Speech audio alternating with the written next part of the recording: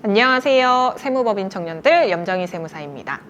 오늘은 세금 계산서를 처음 발행하시는 사장님들을 위해 제가 직접 세금 계산서 발행하는 모습을 보여드리도록 하겠습니다. 세금 계산서를 발행하기 위해서는 가장 먼저 준비물 하나가 필요한데요. 세금 계산서 발행용 공동인증서입니다.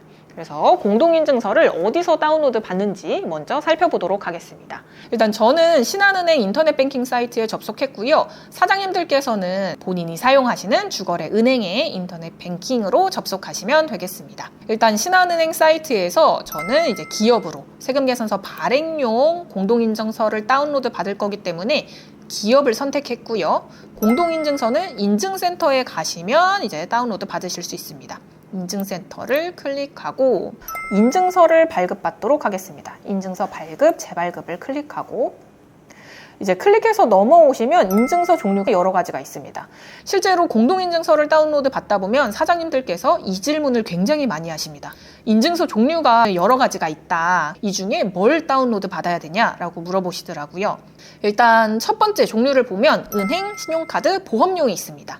은행, 신용카드, 보험용 같은 경우에는 저희가 일반적으로 계좌이체를 한다던가 인터넷 뱅킹 이용할 때 사용하시는 공동인증서라고 보시면 되겠고요. 전자세금 계산서 발행을 위해서는 이 마지막에 나와 있는 이 전자세금용 공동인증서를 발급받으셔야 되겠습니다. 보시면 은행 인터넷 뱅킹 사용은 불가능하다고 되어 있어요. 그래서 사장님들께서 사업을 하시기 위해서는 인터넷 뱅킹용 하나, 전자세금용 하나 이렇게 두 개를 다운받으셔야 되겠습니다.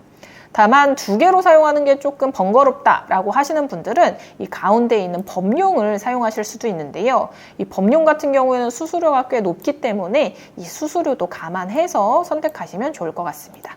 저는 저렴한 전자세금용 공동인증서를 다운받도록 하겠습니다. 하단에 내려오시면 이제 약관 동의 버튼이 있고요. 약관을 다 동의하겠습니다.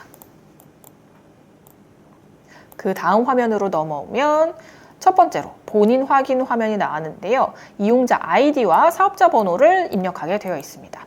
이 이용자 아이디 관련돼서도 질문이 굉장히 많은데요. 신한 기업 인터넷 뱅킹에 가입하게 되면 이제 은행에서 이용자 아이디를 부여해 줍니다. 그러면 그 아이디를 입력하시면 되고요. 은행에 방문하셔도 되고 아니면 모바일로 진행을 하실 수도 있겠습니다. 개인으로 인터넷 뱅킹 가입되어 있다라고 하시더라도 기업 관련된 업무를 하시려면 기업 인터넷 뱅킹에 별도로 가입을 해 주셔야 되고요. 이용자 아이디와 함께 이제 OTP도 새로 발급을 해 줍니다.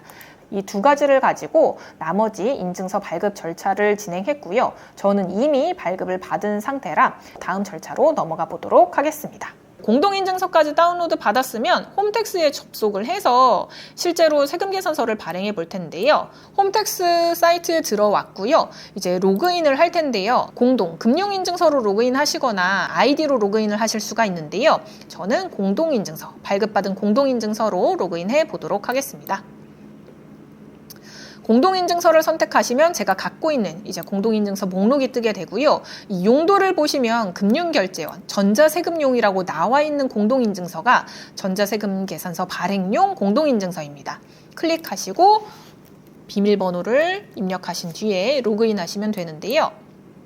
이제 확인 버튼을 눌렀을 때 세무대리인 권한을 가진 사용자입니다 라고 알림이 떴는데 이거는 제가 세무대리인이기 때문에 뜬 화면입니다. 사장님들께서는 안 뜨실 거고요. 이 세무대리인 로그인 화면 역시도 제가 세무대리인이기 때문에 떴다 라고 보시면 되겠습니다. 실제로 사장님들께서는 이제 로그인 하시면 이 화면이 뜬다라고 보시면 되겠습니다. 홈택스 화면의 상단 왼쪽에 가보시면 계산서, 영수증, 카드가 있는데요. 이 탭을 클릭하시면 가장 상단에 전자세금 계산서 발급 화면이 나옵니다. 전자세금 계산서 발급은요, 이제 건별로 발급을 할 수도 있고, 잘못된 거를 수정해서 발급할 수도 있고, 복사해서 발급하는 방법도 있습니다. 여러 가지 발급 방법이 있지만, 저는 이제 처음 세금 계산서를 발행하는 거기 때문에 건별 발급으로 진행해 보도록 하겠습니다. 건별 발급을 클릭하시면요. 그 다음 화면에서 가장 먼저 선택해야 될 항목은 내가 세금 계산서를 발행할 건지 아니면 계산서를 발행할 건지 선택하셔야 됩니다. 세금 계산서는 내가 제공하는 상품이나 서비스가 10%의 부가세가 붙을 때 내가 제공하는 상품이나 서비스에 부가세가 면제됐다라고 하면은 계산서를 발행해 주시면 되겠습니다. 그래서 저는 이제 세금 계산서를 발행할 거고요. 세금 계산서 이제 종류를 선택하게 되어 있습니다.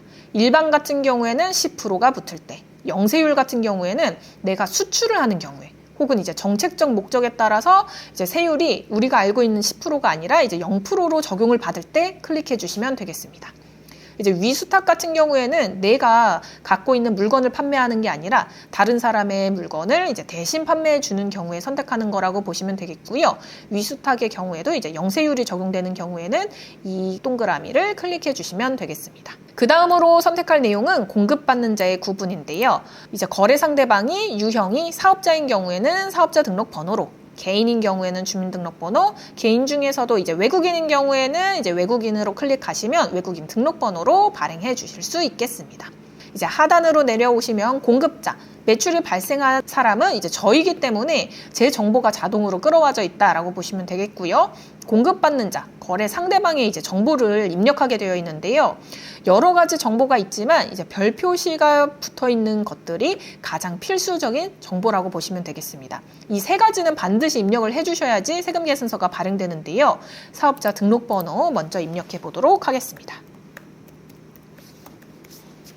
사업자 등록번호를 누르고 확인 버튼을 누르면 제가 입력한 사업자 등록번호가 이제 정상인지 아니면 오류가 있는지를 확인해 주고요. 확인 버튼을 누른 다음에는 이제 상호와 성명을 입력해 주시면 되겠습니다. 이제 나머지 정보는 필수가 아니기 때문에 입력을 안 해주셔도 되는데요. 실무적으로 이메일 같은 경우에는 입력해 주시면 좋습니다. 거래를 하고 세금계산서를 발행해 줬는데 상대방은 세금계산서가 발행됐는지 확인하기가 굉장히 어렵습니다. 저한테 전화를 해서 세금계산서 발행해 주셨어요? 라고 물어보거나 아니면은 상대방도 이제 홈택스에 접속을 해서 발행되었는지 확인을 해봐야 되죠.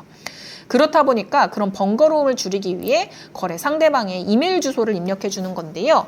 이메일 주소를 입력해 주게 되면 제가 세금계산서를 발행했을 때 자동으로 이 이메일로 전송이 되기 때문에 이메일 목록을 통해서 발급 여부를 확인할 수 있겠습니다. 그러면 여기까지도 입력을 하고요. 이제 하단에 보면 이제 작성일자를 선택해 줘야 되는데요. 작성일자 같은 경우에는 내가 세금계산서를 작성하고 있는 지금, 오늘 날짜를 입력하는 게 아니고 내가 상품을 제공하거나 아니면 서비스를 제공한 날짜를 의미합니다. 그래서 2월 5일 날 상품이 제공되었으면 이제 2월 5일이라고 선택을 해주시면 되는데요. 왜 한 달 동안 동일한 거래처에 여러 번 이제 거래가 발생하는 경우도 있잖아요. 그럴 때에는 한 달에 이제 마지막 날짜를 선택해서 세금계산서를 한꺼번에 발행할 수도 있습니다. 예를 들어서 제가 1월 달에 한 3번 정도 이제 동일한 사람에게 세무 상담을 하고 세금계산서를 발행하는 경우를 가정해 보도록 하겠습니다. 그럼 작성일자는 1월 31일로 1월의 마지막 날짜로 선택을 하고요. 이제 하단에는 실제로 거래가 발생했던 날짜들과 어떤 거래가 발생했는지를 기재해 주시면 되겠습니다. 사실 이 하단의 품목이라던가 규격, 수량, 단가 같은 경우에도 필수 정보는 아닌데요. 기재를 해 주시면 거래 내용을 조금 더 자세히 파악하실 수 있겠습니다. 저는 세무상담으로 기재를 하고 수량의 1, 단가는 10만 원으로 입력하겠습니다.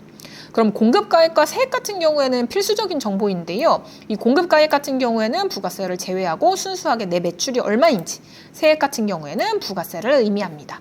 1월 10일에도 한 번 했고 1월 15일에도 세무상담 한 번 했습니다. 1월 20일에도 한 번 한 걸로 가정해 보도록 하겠습니다.